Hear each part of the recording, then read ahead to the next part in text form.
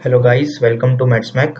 तो आज जो ट्यूटोरियल हम चालू करेंगे वो है सीक्वेंस एंड सीरीज का। तो इसके बारे में मैं बताऊंगा कि ये ट्यूटोरियल्स उनके लिए है जिनको सीक्वेंस एंड सीरीज का बेसिक पता हो। तो मेरा टारगेट ऑडियंस वो रहेगा जिसको क्वेश्चंस करने हो मॉडरेट से डिफिकल्ट लेवल के। और ये ट्यूटोरियल्स की खासियत ये रहेगी कि वीडियोस बहुत लंबे नहीं होंगे और मैं सारे कंसेप्ट को क्वेश्चन के पॉइंट ऑफ व्यू से सॉल्व करूंगा। इसका मतलब कि मैं कंसेप्ट पे बहुत फोकस नहीं करूंगा, ज़्यादातर उसको मैं क्वेश्चंस के तरफ से मैं बताऊंगा कि वो कंसेप्ट को कैसे हम यूज़ कर सकते हैं। तो अगर आप कोई एग्जाम के लिए प्रिपेयर कर रहे हो, भले कॉम्पिटिटिव हो या सीबीएसई की, तो आप ये ट्यूटोरियल ज़रूर देखें। और कभी भी आपको रिवीजन करना हो और कम समय में करना हो तो ये ट्यूटोरियल आपके लिए बहुत बेनिफिशियल रहेंगे। तो चलिए दोस्तों, शुरू करते हैं। हम थोड़ा बेसिक्स जान लेते हैं, फिर हम हाई डिफिकल्टी पे बढ़ेंगे। तो सबसे पहले सीक्वेंस क्या होता है? सीक्वेंस रहता है उन आइटम्स या ऑब्जेक्ट्स का अरेंजमेंट जो कुछ पैटर्न में होता है।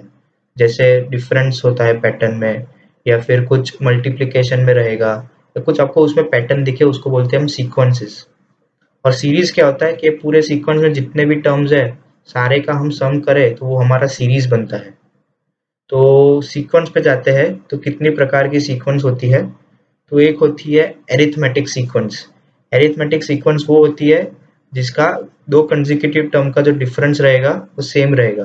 जैसे हम ये सीरीज देखते हैं 2 4 6 8 10 वाली। तो उसमें 4 और 2 का डिफरेंस हमारा आ रहा है 2, 6 और 4 का 2, 8 और 6 का 2, 10 और 8 का 2। तो इसका सारे का जो भी कंसेक्यूटिव टर्म्स है उसका डिफरेंस हमारा कॉमन है, तो उसको हम बोलते हैं कॉमन डिफरेंस, और ये सीरीज को हम बोलते हैं एपी में। तो ये सीरीज को हम लिख सकते हैं कुछ इस प्रकार कि ए जो होगा हमारा फर्स्ट टर्म, और सेकेंड टर्म को हम लिखेंगे ए प्लस डी। जो डी होगा वो इन दोनों का डिफरेंस होगा। तो ए प्लस डी मतलब 2 प्लस कॉमन डिफरेंस 2, मतलब 2 + 2 4 हो गया। 6 को हम लिखेंगे ए प्लस 2 डी। 2 डी मतलब ए, फिर ये इसका डिफरेंस और इसका डिफरेंस, तो ये 6। तो इस प्रकार कुछ हम एपी की सीरीज को जनरलाइज कर सकते हैं। तो डायरेक्ट फॉर्मूला पे आते हुए, तो हमें अगर उसका nth टर्म फाइंड करना हो किसी भी सीरीज को, तो उसके लिए फॉर्मूला क्या है? तो वो है a plus n minus one d. A रहेगा हमारा फर्स्ट टर्म, डी रहेगा हमारा कॉमन डिफरेंस, और n मतलब जो हमें टर्म फाइंड करना होगा वो। और डायरेक्ट समेशन के फॉर्मूला पे आते हुए, तो वो है n/2 ब्रैकेट में 2a plus n minus one d. तो उसको हम कुछ इस प्रकार लिख सकते हैं। अगर a plus n minus one d जो हमारा टीएनथ टर्म है उसको हम इधर डाल दें, तो इसको हम कुछ इस प्रकार लिख सकते हैं n/2 a plus L. L होगा हमारा लास्ट टर्म, जो nth टर्म होगा वो एल होगा। फिर दूसरी सीरीज जो होती है, सीक्वेंस होती है, वो है ज्योमेट्रिक प्रोग्रेशन। वो क्या होता है? जैसे हम एक एग्जांपल लेते हैं, तो ये रहा एग्जांपल 1 2 4 8 12। तो इसका डेफिनेशन ये है कि जो दो टर्म का अगर हम रेशियो ले, दो कंसेक्यूटिव टर्म का, तो वो सेम आएगा। जैसे 2 डिवाइडेड बाय 1 करेंगे तो 2 आएगा, 4 डिवाइडेड बाय 2 करेंगे तो 2 आएगा, 8 डिवाइडेड बाय 4 करेंगे तो 2 आएगा। वैसे ही हम अगर दो कंसेक्यूटिव टर्म का रेशियो ले तो वो सेम आएगा। तो हम इसको डिनोट कैसे कर सकते हैं? तो उसका कुछ मेथड ये है। जो फर्स्ट टर्म होगा उसको हम ए करते हैं, और जो रेशियो आता है कॉमन रेशियो, उसको हम आर लेते हैं। तो फर्स्ट टर्म को ए, सेकेंड टर्म को ए आर, थर्ड टर्म को A R square, fourth term को ए आर क्यूब। कुछ इस प्रकार से अगर हम इसको जनरलाइज करें, तो उसका टीएनथ टर्म है a r n minus one power में एन माइनस वन। तो अगर हमें सिक्स्थ टर्म फाइंड करना हो, तो a r to the power 5 हो जाएगा, तो हमें फिफ्थ टर्म मिल जाएगा। उसके लिए हमें जरूरत है ए और आर की वैल्यू। और इसका समेशन के फॉर्मूला पे आते हुए, तो वो दो पार्ट्स में डिवाइड हो जाते हैं। अगर अपना आर ग्रेटर देन वन है और आर लेस देन वन है, तो आर अगर ग्रेटर देन वन है, समेशन का फॉर्मूला क्या आएगा? ए ब्रैकेट में r n minus one divided by one minus r, या आर माइनस वन, जो भी बड़ा होगा वो। तो ये होगा अगर r ग्रेटर देन वन है। और अगर r लेस देन वन है, तो अगर हमें समेशन इन्फिनिटी तक जाना हो, तो उसका फॉर्मूला है a upon one minus r, अगर r लेस देन वन होगा तो टाइम वेस्ट ना करते हो, डायरेक्ट एक दो क्वेश्चन पे आते हैं, जिससे आपका बेसिक्स आपको पता चल जाएगा स्ट्रांग है या नहीं, और आपको क्या देख करना है उसके ऊपर। तो ये थोड़े बेसिक क्वेश्चंस है। जैसे ये एक सीरीज है 161, 157, 153 और चलते जा रही है। एक डिक्रीजिंग सीरीज है, डिसेंडिंग ऑर्डर की सीरीज है। तो क्वेश्चन ये है कि हमें 10th टर्म फाइंड करना है। दूसरा क्वेश्चन है कि लास्ट पॉजिटिव टर्म फाइंड करना है।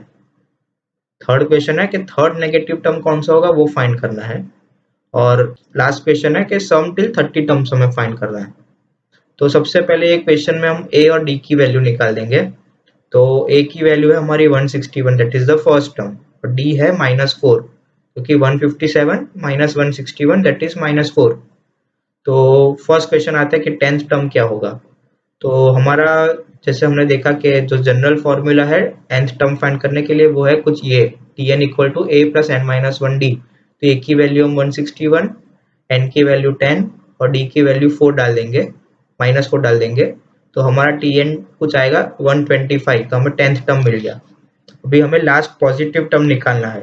तो हम एक nth टर्म का जनरलाइज फॉर्मेट निकालेंगे, तो वो है a plus n minus one d. अभी हम n की वैल्यू नहीं डालेंगे, इधर एक जनरलाइज फॉर्मूला डाल देंगे, तो वो बनेगा 165 माइनस 4n। अभी ये टर्म हमारा लास्ट पॉजिटिव होना चाहिए, मतलब वो ग्रेटर देन 0 होना चाहिए। तो इसको हम ग्रेटर देन 0 डाल देंगे, 165 माइनस 4n ग्रेटर देन 0।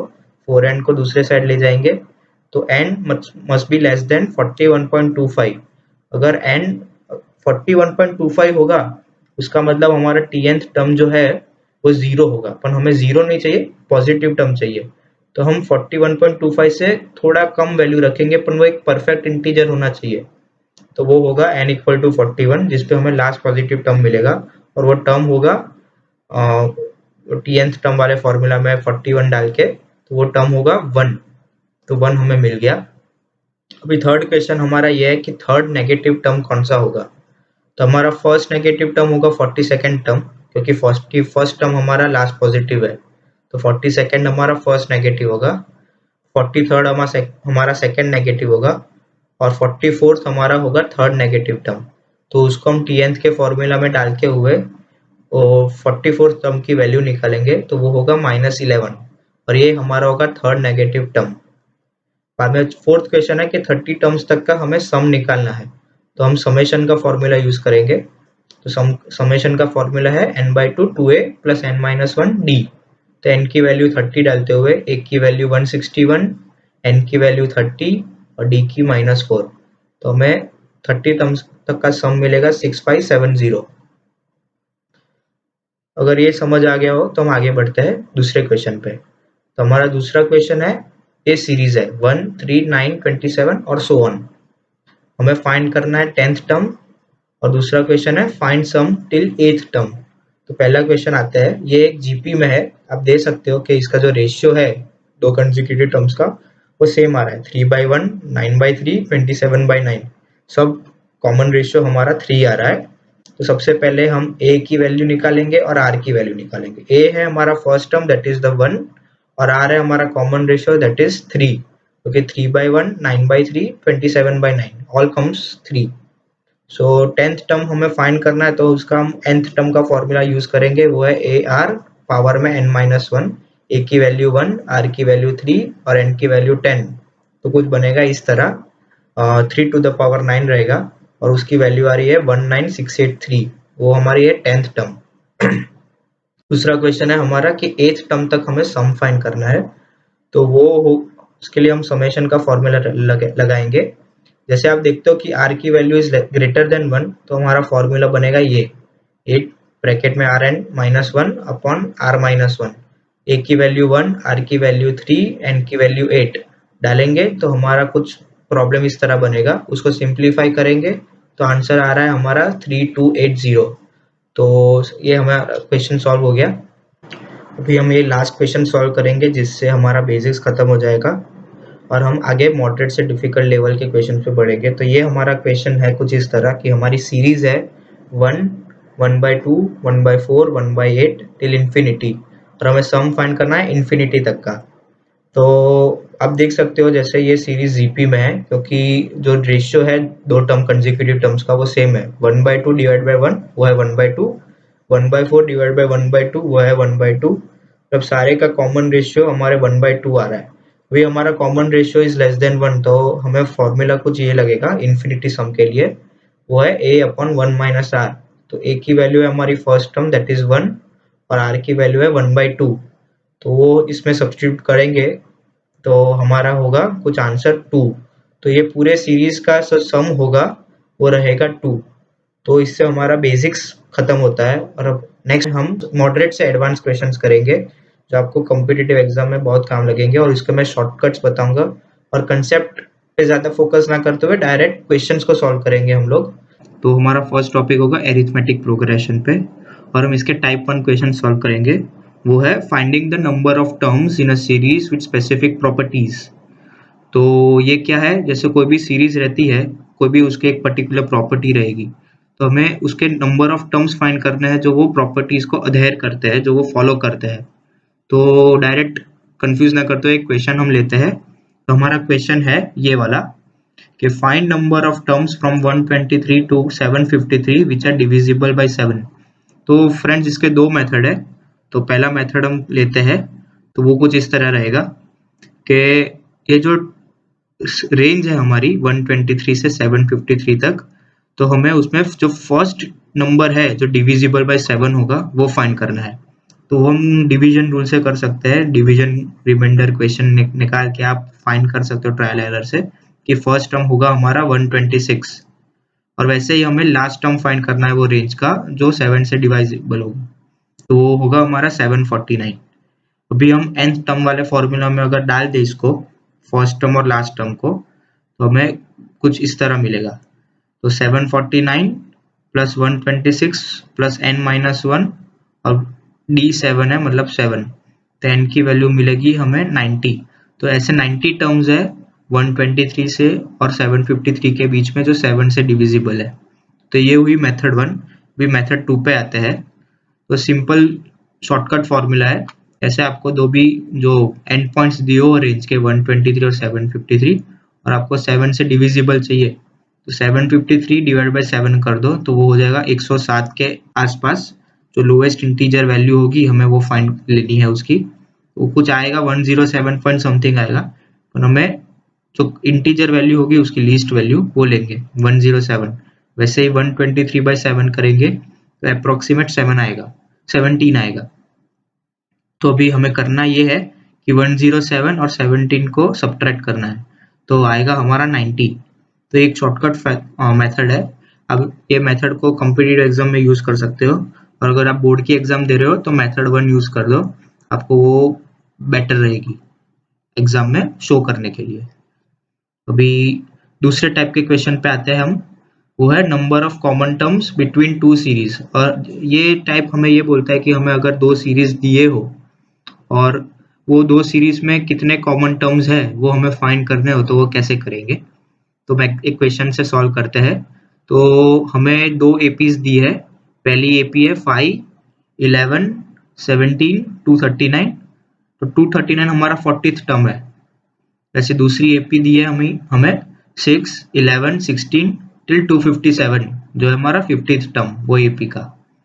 तो हमें क्वेश्चन ये है कि ये दो सीरीज में जो भी कितने कॉमन टर्म्स आ रहे हैं। जैसे पहला कॉमन टर्म तो हमें दिख रहा है 11, क्योंकि ये सीरीज में भी है और दूसरे सीरीज में भी 11 है।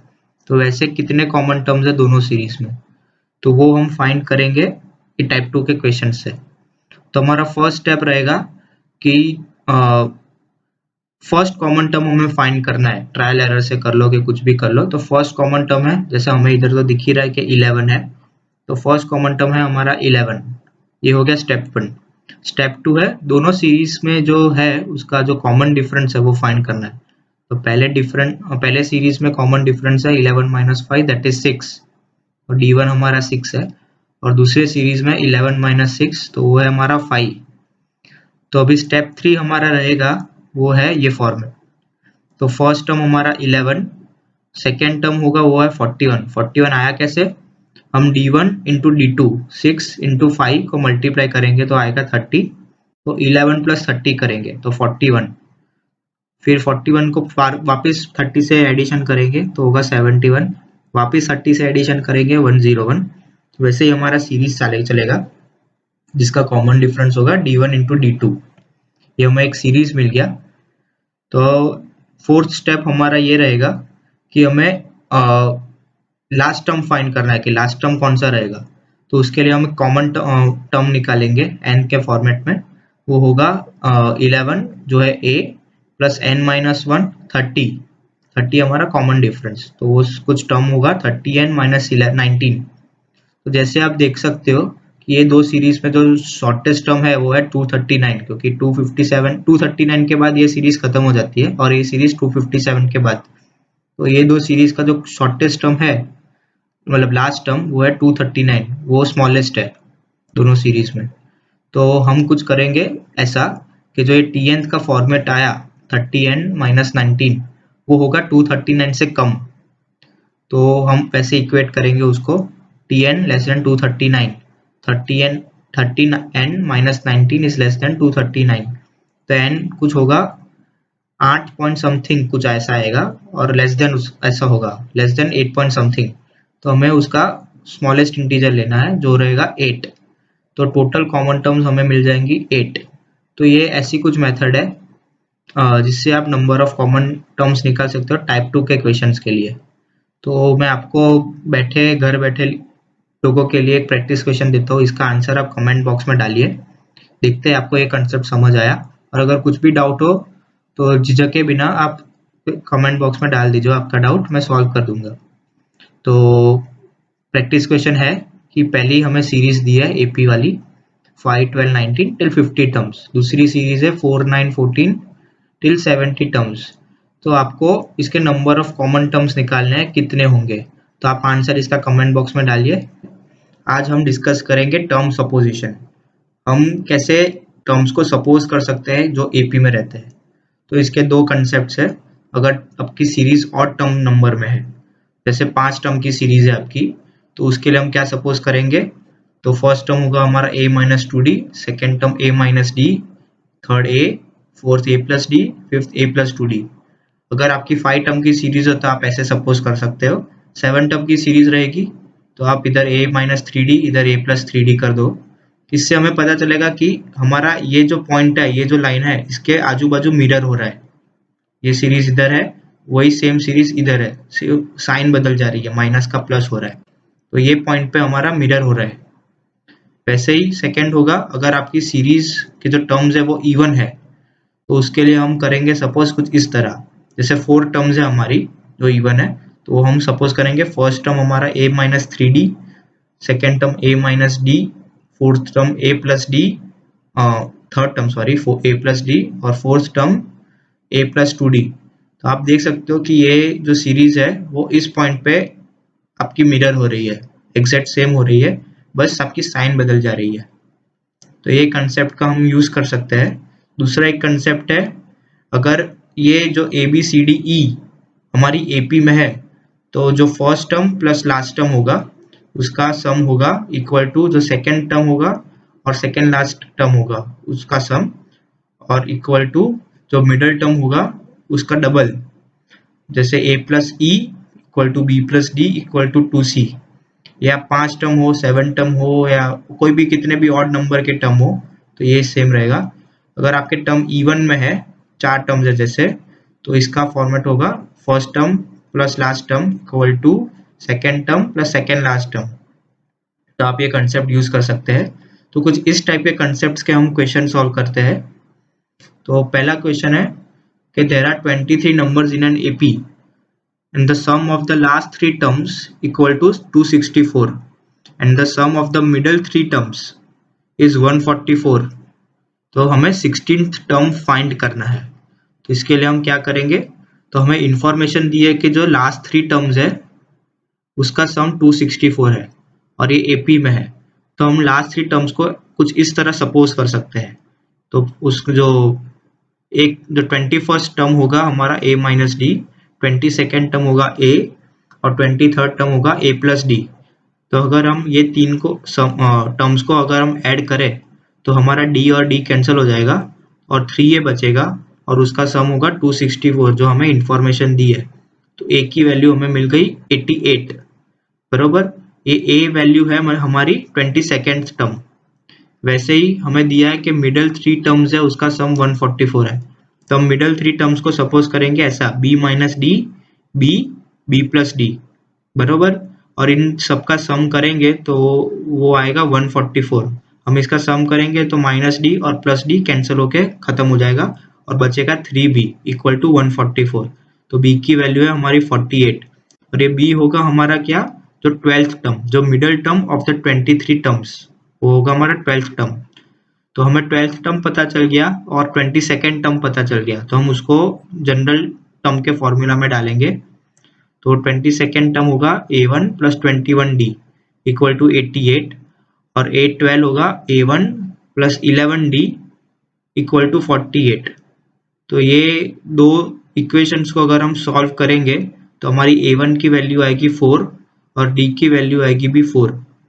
और हमें क्वेश्चन क्या था कि हमें 16th टर्म फाइंड करना है। तो 16 टर्म फाइंड करने के लिए हमें क्या चाहिए था, हमें a की वैल्यू चाहिए थी और d की वैल्यू चाहिए थी, और वो हमें ये दो इक्वेशन सॉल्व करके मिल गया। तो 16th टर्म होगा a प्लस 15d, a की वैल्यू 4, d की वैल्यू भी 4, तो हमारा a 16 होगा 64th टर्म। तो ये क्वेश्चन सॉल्व हो गया दोस्तों। तो अभी हम दूसरे क्वेश्चन पे बढ़ते हैं जो ऊपर वाले कंसेप्ट को हम यूज करके सॉल्व कर सकते हैं। तो सेकंड क्वेश्चन है कि there are 24 terms in an AP such that, कुछ ऐसा इक्वेशन दिया है हमें, t1 plus t5 plus t10 plus t15 plus t20 plus t24 equal to 225। तो हमें 2424 टर्म का सम फाइंड करना है, हमें find the sum of all 24 terms करना है। और हमें कुछ ये दिया है कि फर्स्ट टर्म दिया है, फिफ्थ टर्म दिया है, 10th 15th 20th और 24th टर्म, इन सब का एडिशन 225 दिया है। तो हम इसको कैसे सॉल्व करेंगे। तो जैसे हम देखते हैं कि 24 टर्म्स है, तो फर्स्ट टर्म और लास्ट टर्म का जो सम होगा वो सेम होगा t5 प्लस t20, क्योंकि अगर आप देखें 1 plus 24 25, 5 plus 20 equal to 25, 10 plus 15 equal to 25। तो ये पूरा मिडल आउट हो रहा है हमारा, तो इसका हम यूज कर सकते हैं। जैसे ये एक पैटर्न है, ये एक पैर है t1 प्लस t24, वैसे एक पैर होगी t2 प्लस t23, वैसे थर्ड पैर होगी t3 प्लस t22, वैसी हमारी 12 पैर्स होगी कुछ इस तरह। तो जैसे हमें ये वैल्यू मिल गया पूरा, तो एक पैर की वैल्यू हमें x ले लेते हैं। तो यहाँ जैसे ऐसे 3 पैर है, तो 3x होगा 225, तो x की वैल्यू हमारी आ जाएगी 225/3 इक्वल टू 75। तो एक पैर के सम है हमारा 75, तो वैसे 12 पैर है 24 टर्म्स में, तो उसका क्या करेंगे हम, 12 इंटू वो एक पैर का सम, 12 इंटू 75 इक्वल टू 900, तो ये 900 है हमारा 24 टर्म्स तक का सम। तो ये क्वेश्चन भी हम वो कंसेप्ट से सॉल्व हो गया। अभी हम थर्ड क्वेश्चन पे आते हैं, वो है in an AP the sum of the first 25 terms is 525 and the sum of the next 25 terms is 725 और हमें कॉमन डिफरेंस फाइंड करना है उस AP का। तो इसके लिए हम क्या करेंगे, तो हमें दिया है कि पहले 25 टर्म का सम 525 है, तो हम समेशन फॉर्मूला से फर्स्ट 25 तक टर्म्स तक का सम निकालेंगे।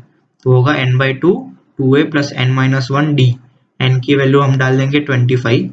तो हमारा इक्वेशन बनेगा कुछ इस तरह, 25/2 2a plus 24d equal to 525।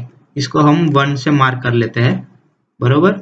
अभी दूसरा हमें पॉइंट क्या दिया है कि the sum of the next 25 terms is 725, मतलब पहले 25 टर्म का सम 525 और सेकेंड 25 टर्म का सम 725, तो टोटल हुए 50 टर्म्स। तो ये 50 टर्म्स तक का सम होगा 525 प्लस 725, वो होगा 1250।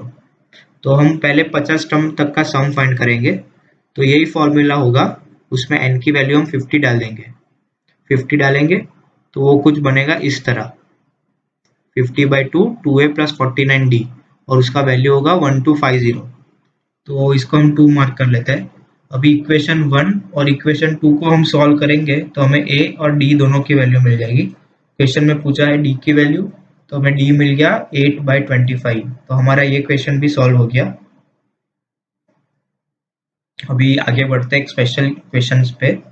ये क्वेश्चन ऊपर के कंसेप्ट से सॉल्व नहीं होता, अपन ये थोड़ा अलग टाइप का क्वेश्चन है, अलग टाइप का कंसेप्ट लगता है और इसका एक शॉर्टकट है, एग्जाम में बहुत पूछा जाता है और ये शॉर्टकट से आप क्वेश्चन को चंद ही मिनटों में सॉल्व कर सकते हो।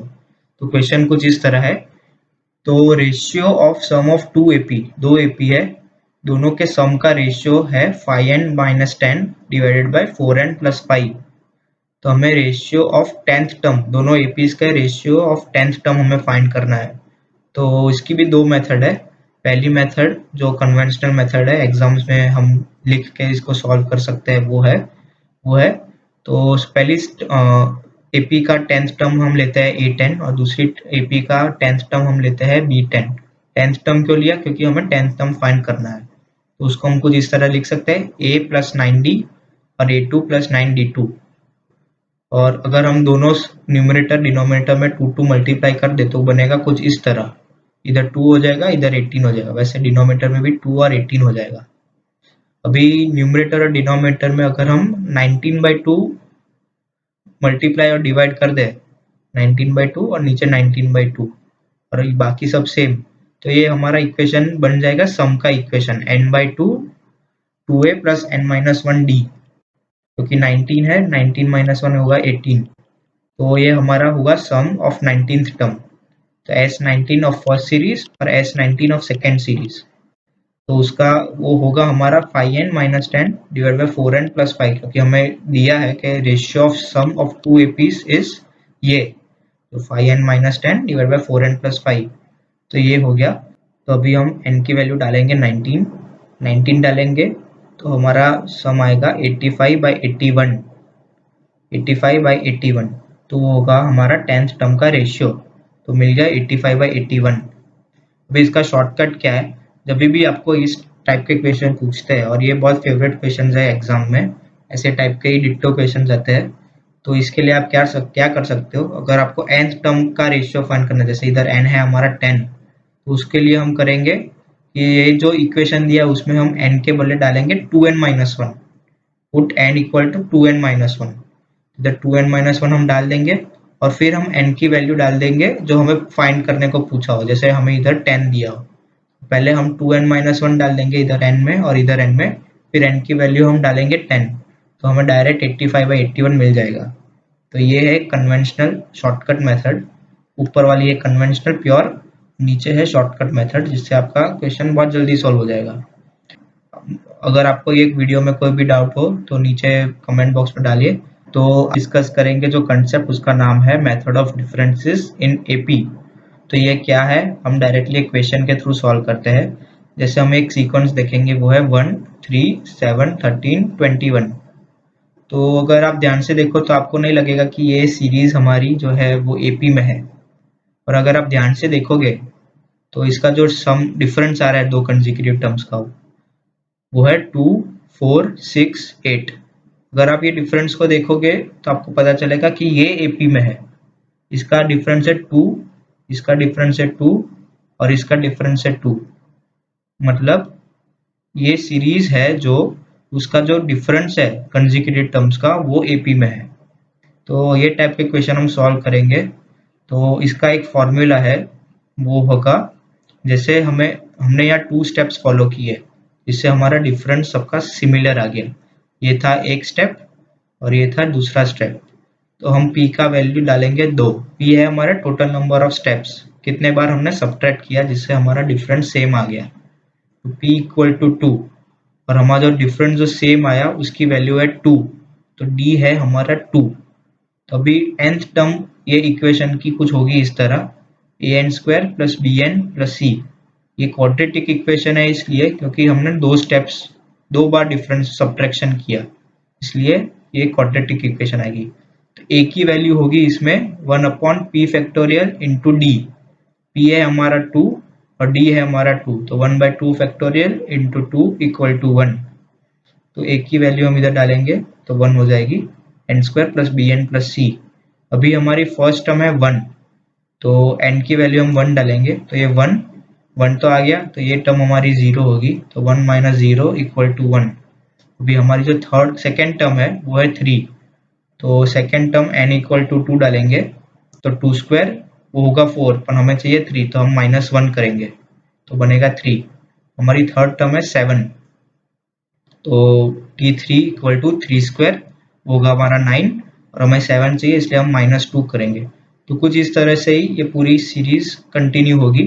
तो हम इसमें कुछ जनरलाइज देख सकते हैं, तो वो है तो n square minus n minus one, जो टी एन टर्म है हम इसको लिख सकते हैं n square minus n minus one. तो ये एक जनरल टर्म आपको अपने एक्सपीरियंस से पता चलेगा कि कैसे बनानी है। फॉर्मेट तो सेम ही है, और आपको क्लिक होना चाहिए कि ये कुछ इस तरह इसके जनरल टर्म बन रही है। तो हमें जनरल टर्म मिल गई।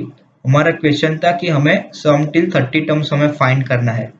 तो जैसे हमें nth टर्म मिल गया, तो उसको हमें अगर 30 टर्म तक का सम चाहिए, तो उसके लिए हम आगे समेशन लगाते हैं। तो summation n square minus summation n plus summation one, तो वो बनेगा कुछ इस तरह समेशन का फॉर्मूला डालते हुए n n plus one two n plus one by six minus n n plus one by two plus n, n की वैल्यू हम इसमें 30 डालेंगे, तो एस 30 सम टिल 30 टर्म्स होगा 9020। तो ये हुआ हमारा एक क्वेश्चन। कंफ्यूजन हो रहा हो तो हम दूसरा एक क्वेश्चन सॉल्व करते हैं। जैसे ये है, ये थोड़ा डिफिकल्ट लेवल का क्वेश्चन है, एक हायर वर्जन है ऊपर वाले क्वेश्चन से। तो देखते हैं हम क्या है। तो सीरीज है हमारी 2, 12, 36, 80, 150। तो ये सीरीज अगर हम देखें तो बहुत अजीब लग रही है, क्योंकि ये ना एपी में है। अगर हम इसका डिफरेंस भी निकालें दो कंसेक्यूटिव टर्म्स का 10, 24, 44, 70, तो ये भी एपी में नहीं आ रही। और अगर और एक बार डिफरेंस निकाले 14, 20, 26, तो ये आपको एपी में मिलेगी, और उसका कॉमन डिफरेंस होगा 6। तो हमने यहाँ 3 स्टेप्स फॉलो किए, एक डिफरेंस निकाला, दूसरी बार सब्ट्रैक्शन किया और 3 बार सब्ट्रैक्शन किया। तो पी की वैल्यू हम 3 डाल देंगे, और हमारा कॉमन डिफरेंस आ रहा है 6, तो डी की वैल्यू हम 6 डालेंगे। तो जैसे P3 है तो ये क्यूबिक इक्वेशन बनेगा कुछ इस तरह, और हम ए की वैल्यू निकालेंगे 1/p फैक्टोरियल इंटू डी। तो P है हमारा 3 और D है हमारा 6, तो ए की वैल्यू आएगी 1। तो टी एन कुछ हम इस तरह से लिख सकते हैं, t n term generalize form में एन क्यूब और ब्रैकेट में पूरा ये term b n square plus c n plus d. तो जैसे हम निकालते हैं हमारी फर्स्ट टर्म, तो फर्स्ट टर्म होगा 1 क्यूब, और हमारी फर्स्ट टर्म है इधर 2। तो 1 क्यूब होगा हमारा 1, तो हमें 2 चाहिए तो हम प्लस 1 करेंगे। तो सेकेंड टर्म होगा हमारा 2 क्यूब, और इधर हमारा सेकेंड टर्म है 12। तो 2 क्यूब होता है हमारा 8, 8 से हमें 12 बनाना हो तो प्लस 4 करेंगे। T3 है हमारा 3 क्यूब, और हमारा थर्ड टर्म है 36, 36 बनाने के लिए हम 9 ऐड करेंगे। तो ऐसे ही हमारी सीरीज बनेगी। इसको अगर आप ध्यान से देखो तो ये है एन क्यूब और ये है एन स्क्वायर। तो हमारा t n term generalize term में होगा n cube plus n square. और अभी निकालना है, हमारा क्वेश्चन था find the 50th term, 50th term निकालना है। तो इधर हम n की वैल्यू जस्ट 50 पुट कर देंगे, तो हमारा 50th टर्म निकल जाएगा, वो है 127500। तो ये था हमारा मेथड ऑफ डिफरेंसेस का कंसेप्ट। आप कितने भी स्टेप्स तक जाए और हमें उस पे एपी मिल जाए, तो वो टाइप के क्वेश्चन को कैसे सॉल्व कर सकते हैं, उसके लिए एक मेथड है। बहुत सिंपल मेथड है और बहुत इफेक्टिव है, टाइम एफिशिएंट। और अगर आपको ये क्वेश्चन में अगर समझ ना होगा कि ये एन स्क्वायर, ये समेशन वाला कैसे आया, तो ये उसका कुछ जनरलाइज्ड फॉर्मूला है। समेशन एन क्यूब होता है, वो है n n plus one by two उसका होल स्क्वायर। वैसे ही सिमिलरली समेशन एन स्क्वायर का फॉर्मूला है, समेशन एन का फॉर्मूला है, और समेशन एन का है। ये फॉर्मूलाज हम आगे जाके यूज करेंगे, उसके लिए मैं अलग सा वीडियो बनाऊंगा। तो आज हम जो टॉपिक लेंगे वो है ज्योमेट्रिक प्रोग्रेशंस। तो उसके 3 टाइप के क्वेश्चन होते हैं। तो चलिए दोस्तों शुरू करते हैं हर एक टाइप के क्वेश्चंस को। तो फर्स्ट टाइप ऑफ क्वेश्चंस है to find the variable that is the a r n. तो अगर हमें सीरीज कुछ भी दिया हो इन्फॉर्मेशन और हमें इन तीनों में से कोई एक टर्म फाइंड करना हो, तो उस टाइप के हम क्वेश्चंस देखते हैं। तो पहला क्वेश्चन है, तो हमें गिवन क्या है, हमें first term a equal to 3 दिया है, nth टर्म दिया है 3072, और सम टिल nth टर्म दिया है 4095, और बोला है कि जो सीरीज है वो जीपी में है। हमें फाइंड करना है common ratio that is r. R क्या है वो हमें फाइंड करना है।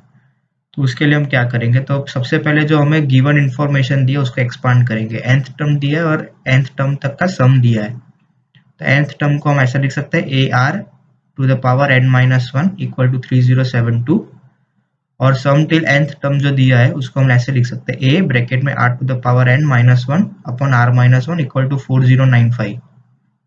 अभी हम ये जो इक्वेशन है उसमें न्यूमरेटर और डिनोमिनेटर में r कॉमन ले लेंगे, तो कुछ इस तरह से इक्वेशन बनेगा।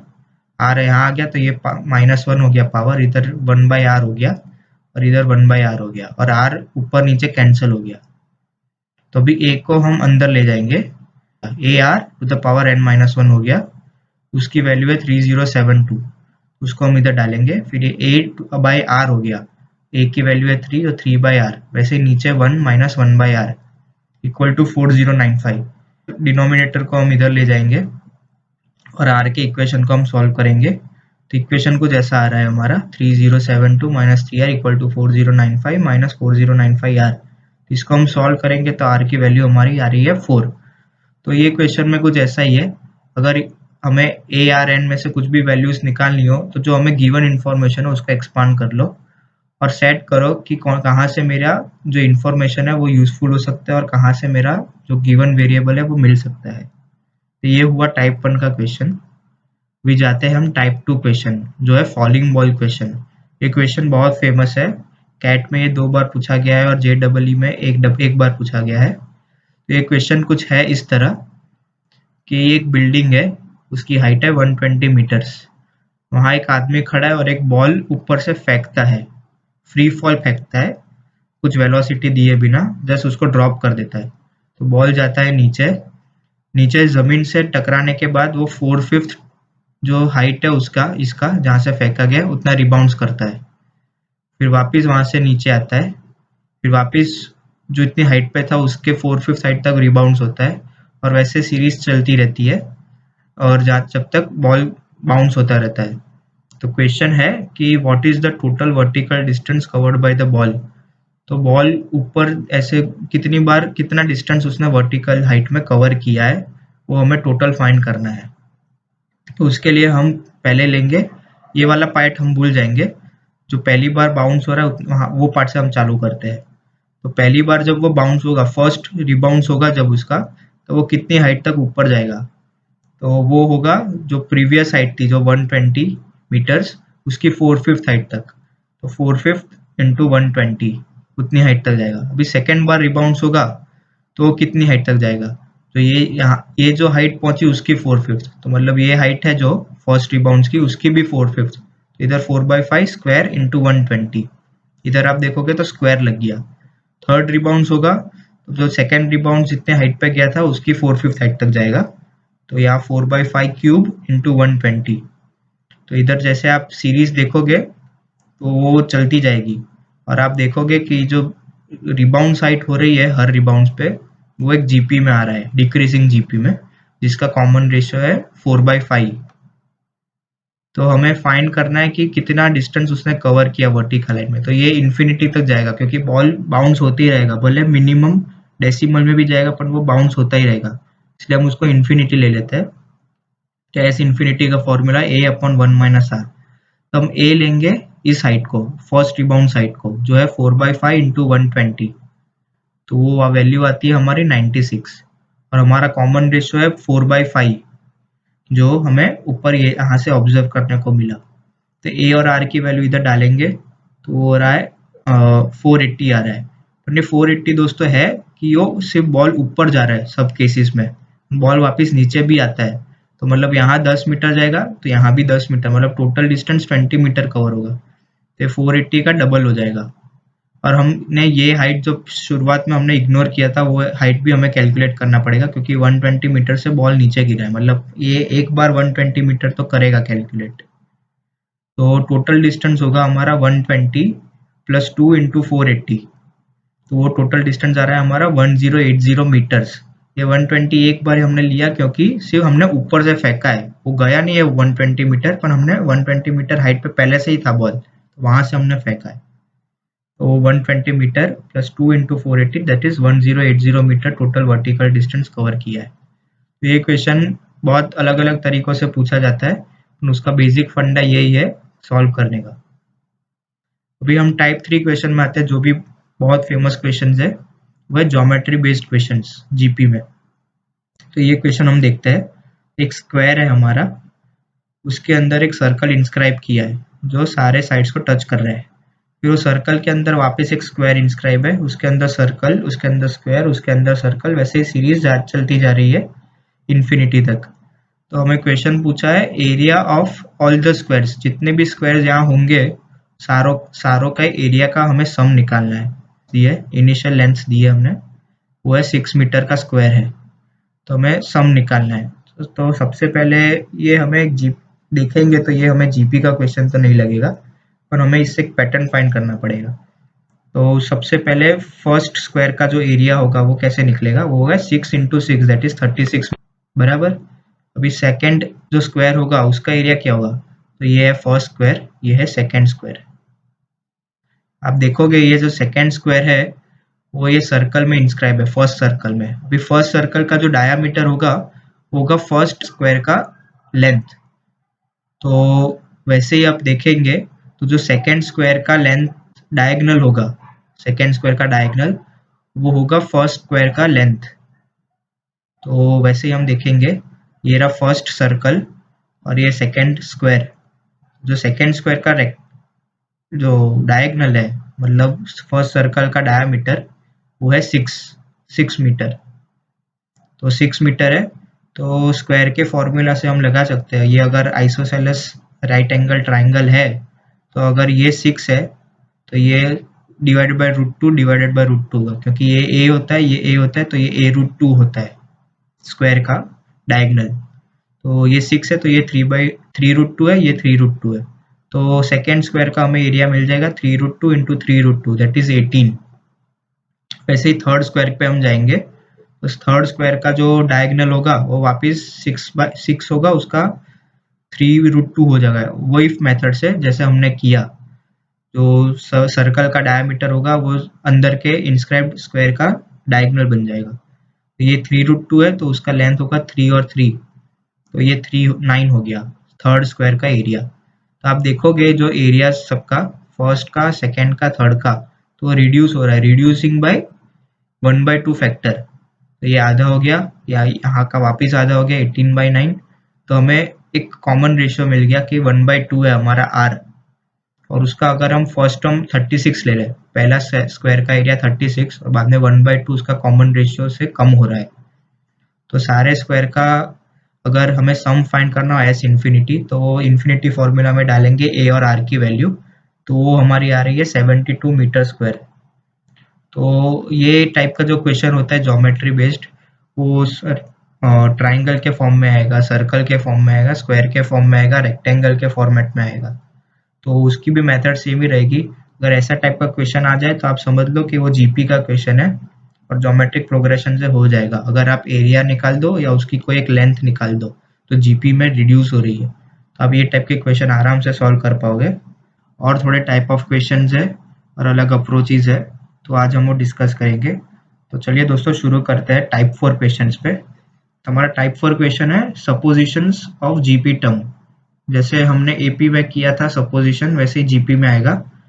सेम ऑड टर्म्स के लिए अलग, इवन टर्म्स के लिए अलग। तो अगर ऑड टर्म्स होगा, सपोज 5 टर्म है, तो हम 5 टर्म्स को ऐसा लिख सकते हैं a/r², a/r, a/r² 7 टर्म होगा तो इधर ar3, इधर a/r3। वैसे ही ये क्लियर होना चाहिए। अगर इवन टर्म्स होगा तो उसको हम ऐसा लिख सकते हैं a/r3, a/r, ar, ar3।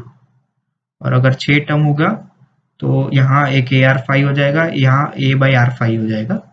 ये आप देखोगे तो जो मिडल टर्म होता है, मिडल पूरा सीक्वेंस का, जो अगर 5 होगा तो 2.5 मतलब इधर पे मिरर होगा, और ये 4 होगा तो ये यहाँ पे मिरर होगा, यहाँ होगा वही यहाँ होगा, से पूरा रिवर्स हो जाएगा, उल्टा हो जाएगा जीपी में। तो उसका एक हम क्वेश्चन करते हैं। तो वो क्वेश्चन कुछ इस तरह है, हमें 3 टर्म्स दिए जीपी में, इसका मिडल टर्म हमें दिया है कि वो 3 है और सम ऑफ द 3 टर्म्स है 13। हमें दिया है 3 टर्म्स जीपी में है, मिडल टर्म 3 है और तीनों टर्म्स का जो सम है वो है 13। तो हमें फाइंड करना है कॉमन रेशियो, आर फाइंड करना है।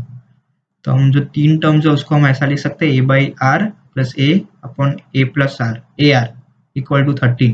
और मिडल टर्म हमारा है 3, तो a की वैल्यू हमें मिल गई 3, तो a की वैल्यू हम 3 डाल देंगे इधर, तो 3/r plus 3 plus 3r equal to 13। अभी हमें सॉल्व करना है आर के टर्म्स में, तो 3 को हम इधर ले जाएंगे तो 10 हो जाएगा, और इधर 3 कॉमन ले लेंगे तो 3 common 1/r plus r equal to 10। अभी आर को ऊपर मल्टीप्लाई कर देंगे और इधर ले आएंगे दूसरे साइड में, 3 1 plus r square equal to 10r। तो ये इक्वेशन हमारा बनेगा क्वाड्रेटिक इक्वेशन, और इसके दो रूट्स होंगे, तो आर की वैल्यू आएगी हमारी 1/3 या 3। ये दोनों आंसर वैलिड है, कुछ भी आंसर हो सकता है। तो अगर आपको एमसीक्यू टाइप में दिया हो और ये दो वैल्यूज दी हो, तो ऑप्शन में ऐसा कुछ दिया होगा कि ऑप्शन ए और बी बोथ ऐसा कुछ वैल्यू दिया होगा, तो आप वो कर सकते हो। आपको सिंगल वैल्यू नहीं देंगे कि सिर्फ 3 आंसर है या 1/3 आंसर है, दोनों आंसर हो सकता है। तो ये हुआ हमारा टाइप 4 क्वेश्चन। अभी टाइप 5 क्वेश्चन पे आता है, जो है special series solved bye GP. Special series है 5 प्लस 55 प्लस 555 प्लस 5 के जो टर्म्स है वो बढ़ते जा रहे हैं, और हमें 10th टर्म तक निकालना है। ये पूरे जो सीरीज है उसका सम, तो क्या होगा वो सम।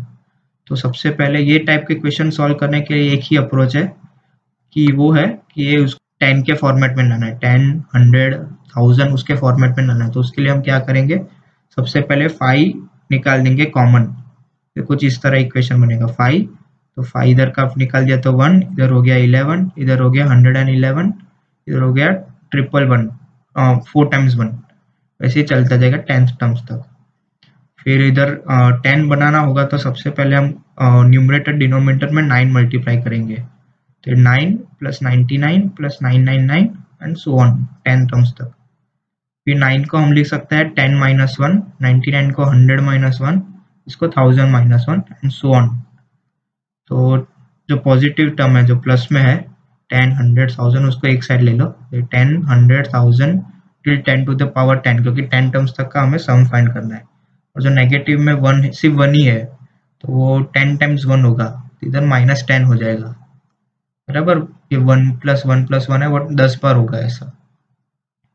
अब ये जो टर्म है हमारा, ये जो सीरीज है, वो आप देखोगे तो जीपी में है, जिसका ए है 10 और कॉमन रेशियो है भी 10 है, और टोटल टर्म्स है 10। तो हमें ए पता है, आर पता है और एन पता है, तो हम ये टर्म का पूरा सम निकाल सकते हैं, कुछ बड़ी बात नहीं है।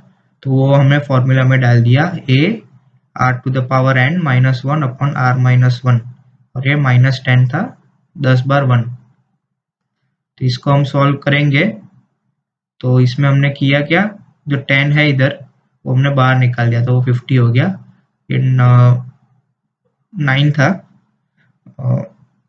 उसको हमने 81 कर दिया, इधर भी 9 गलती हो गया मेरे से, इधर 9 आ जाएगा -9, फिर आपका सॉल्व हो जाएगा।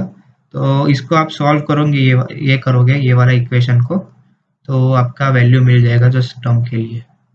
तो ये वीडियो देखने के लिए धन्यवाद। आपको कोई भी डाउट हो तो नीचे कमेंट में डाल दीजिए।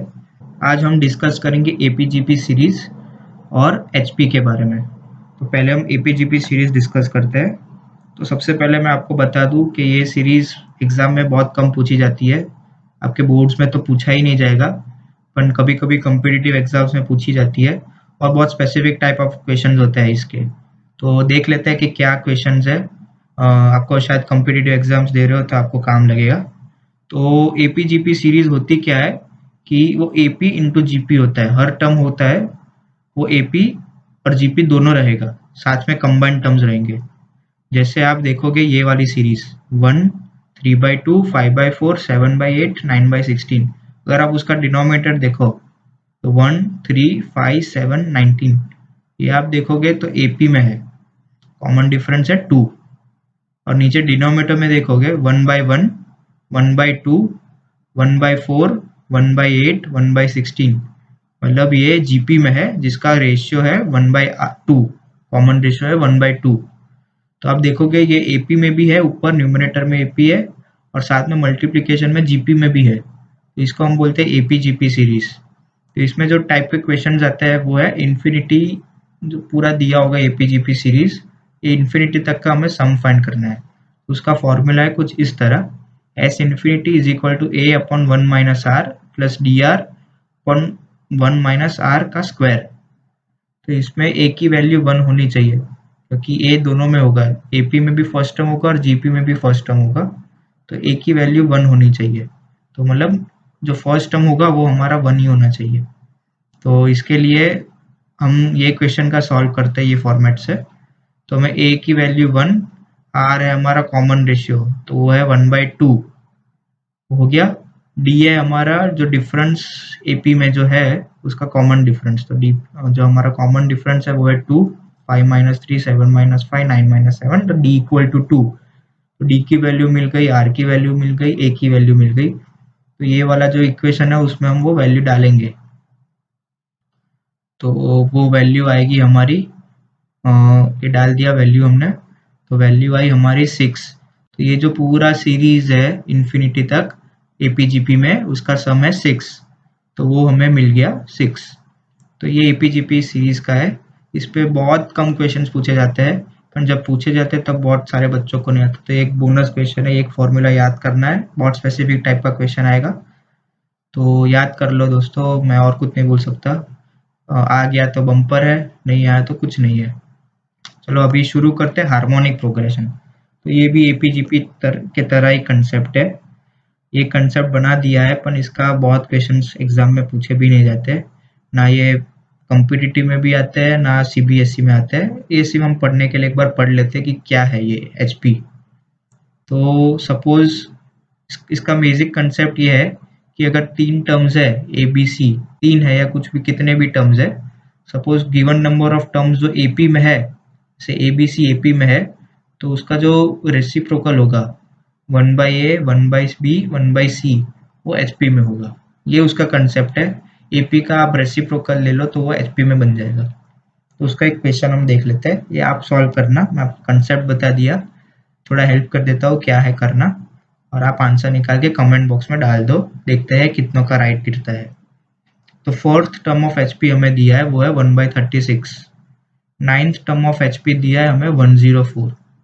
तो हमें 17th टर्म ऑफ एचपी निकालना है, इधर एचपी डालना में रह गया है, तो हमें 17th टर्म ऑफ एचपी निकालना है। तो वो कैसे निकलेगा?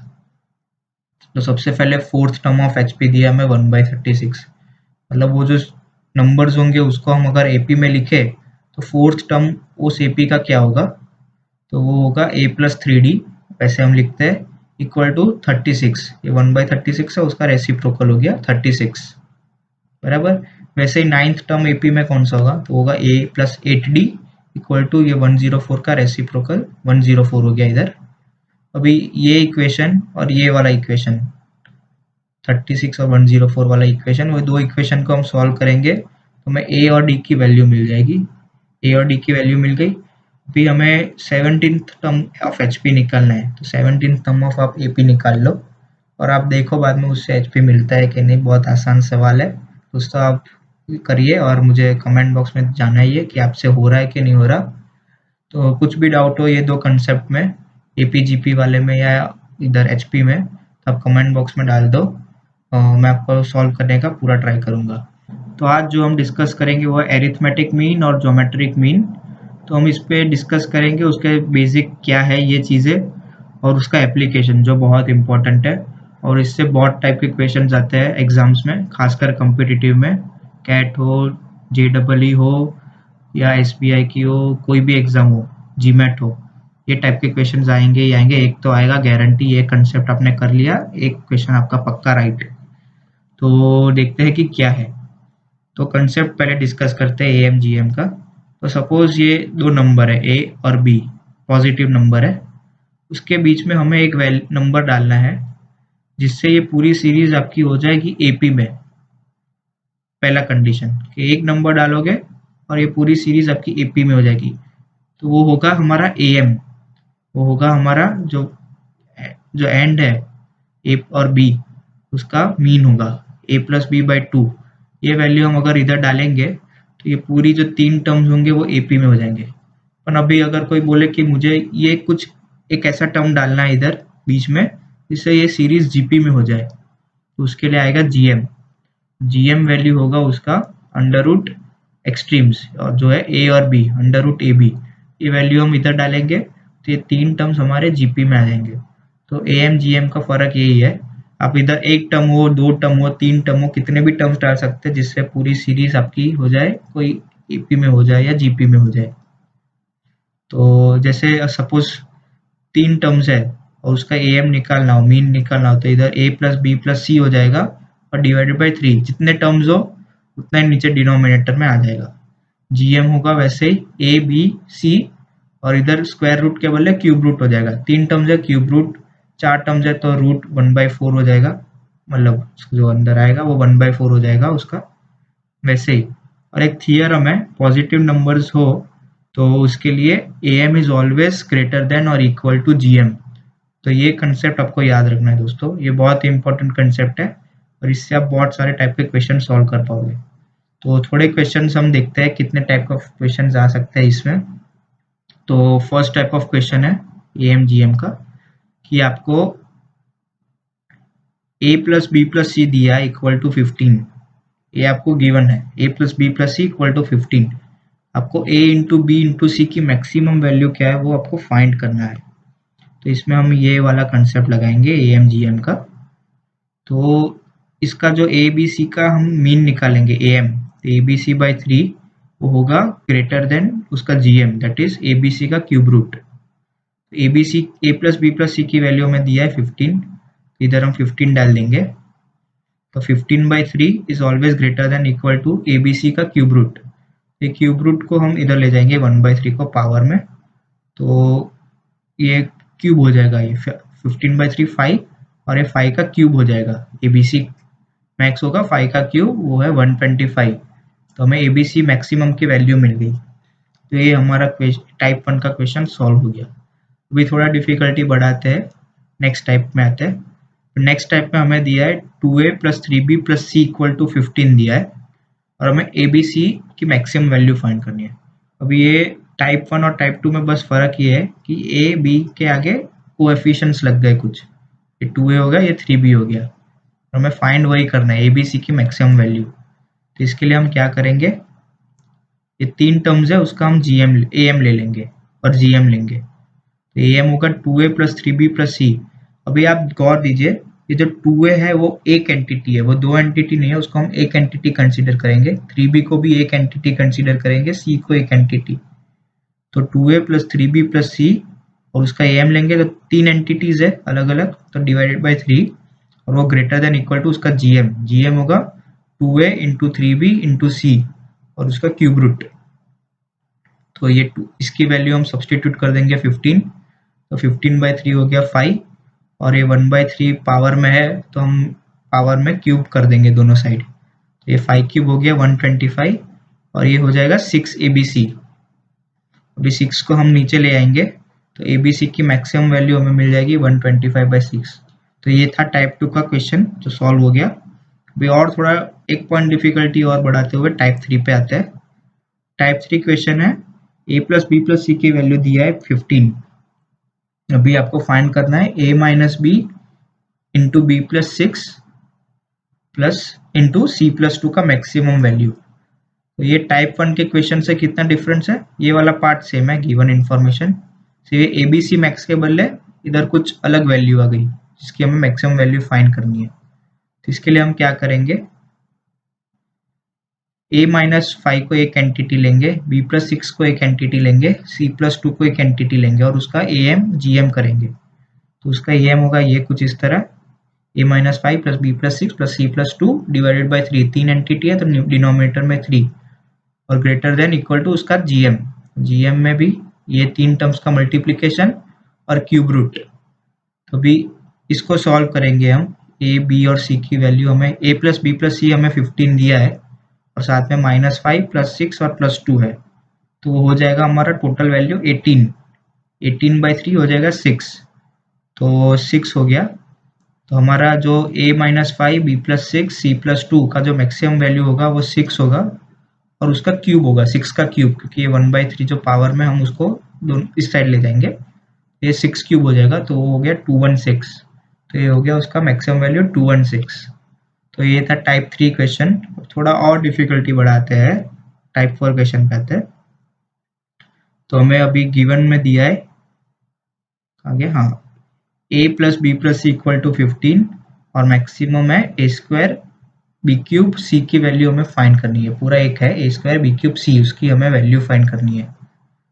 तो इसका हम क्या कर सकते हैं, तो ए स्क्वायर है मतलब हमें दो एंटिटी चाहिए जिससे ए स्क्वायर होगा। ए इंटू ए करेंगे तो ए स्क्वायर होता है, इसलिए दो एंटिटी चाहिए। और हमें इधर ए दिया है और स्क्वायर दिया है, तो हम करेंगे उसको ऐसा लिख सकते हैं, ए को a by two plus a by two, ये ए को तो टोटल तो हो जाएगा ए ही। ये बी क्यूब है, बी क्यूब को हम कुछ इस तरह लिख सकते हैं, b plus three b by three plus b by three plus b by three, ये तीन टर्म का सम होगा बी, तो इधर है। और सी तो इज द सिंगल है, कुछ पावर में नहीं है, इसलिए सी रखेंगे। तो ये टोटल हुई एक दो तीन चार पाँच और छः एंटिटी, तो डिनोमिनेटर में 6 आ जाएगा और उसका जीएम लेंगे ग्रेटर देन, तो a by two into a by two होगा ए स्क्वायर बाई फोर या a square by two square. ये b by three plus b by three plus b by three, उसका जीएम करेंगे तो b cube upon three cube into c, और इधर जो power में होगा वो है 1/6, क्यूब रूट नहीं होगा 6 एंटिटी से, इसलिए 1/6 पावर में। इसको हम सॉल्व करेंगे तो ये हो जाएगा 15, तो 15/6 is greater than equal to a square b cube c divided by two square three cube whole to the power 1/6। फिर 1/6 को इधर ले आते हैं, तो जो ए स्क्वायर बी क्यूब सी की मैक्सिमम वैल्यू होगी 15/6 टू द पावर 6, 1/6 इधर आया और डिनोमिनेटर से two square into three cube, तो ये हुई उसकी मैक्सिमम वैल्यू। तो ये हमारे चार टाइप के क्वेश्चन इसके सॉल्व हो गए। ये बहुत इंपॉर्टेंट कंसेप्ट है चारों टाइप्स के, इससे आप कोई ना कोई एप्लीकेशन सॉल्व कर सकते हो। जैसे मैं एक क्वेश्चन देता हूँ जो इसका एप्लीकेशन होगा, पर आप समझ नहीं पाओगे कि इसका एप्लीकेशन था। ये एक वर्ड प्रॉब्लम क्वेश्चन है, तो देखते हैं। तो एक रेक्टेंगल है, तो जो उसका लेंथ और ब्रेथ का सम है एल प्लस बी, रेक्टेंगल का लेंथ और उसका ब्रेथ का जो सम है वो है 100 सेंटीमीटर। तो रेक्टेंगल का हम कितना मैक्सिमम एरिया बना सकते हैं, वो लेंथ और ब्रेथ से, मतलब जो लेंथ और ब्रेथ का सम 100 है फिक्स है, उससे हम मैक्सिमम कितने एरिया का रेक्टेंगल बना सकते हैं। तो गिवन इन्फॉर्मेशन है l plus b equal to 100, हमें फाइंड करना है एल बी मैक्स। तो A M greater than G M का फॉर्मेट लगाएंगे हम, इसका ए एम होगा l plus b by two greater than equal to under root l b. तो एल प्लस बी दिया है हमें 100, सॉरी एल प्लस बी दिया है हमें 100 और 100/2 होगा 50 और under root l b, under root है स्क्वायर रूट क्योंकि दो एंटिटीज है, तो 1/2। तो एल बी मैक्स होगा हमारा 50 square that is 2500 centimetre square. तो ये होगा हमारा मैक्सिमम एरिया, इससे ज़्यादा एरिया हम बना ही नहीं सकते रेक्टेंगल के लिए। तो ये था कुछ ये एप्लीकेशन उस टाइप ऑफ क्वेश्चंस के ऊपर AMGM का। ये कंसेप्ट बहुत इंपॉर्टेंट है और अगर आप एग्जाम देने जा रहे हो तो ये वीडियो देख के आप ज़रूर रिवाइज कर दीजिए कि क्या है उसका कंसेप्ट। ये क्वेश्चन पक्का आएगा दोस्तों, मेरी बात मान लीजिए और ये कंसेप्ट आप रिवाइज कर दीजिए। तो अगले वीडियो के लिए आप इंतज़ार कीजिए। अगर आपको ये वीडियो पसंद आया हो तो इसको लाइक कीजिए, शेयर कीजिए, सब्सक्राइब कीजिए और अगले वीडियो के लिए इंतज़ार कीजिए और नोटिफिकेशन बेल दबा दीजिए ताकि आप अगला वीडियो मिस ना करें। और धन्यवाद ये वीडियो देखने के लिए।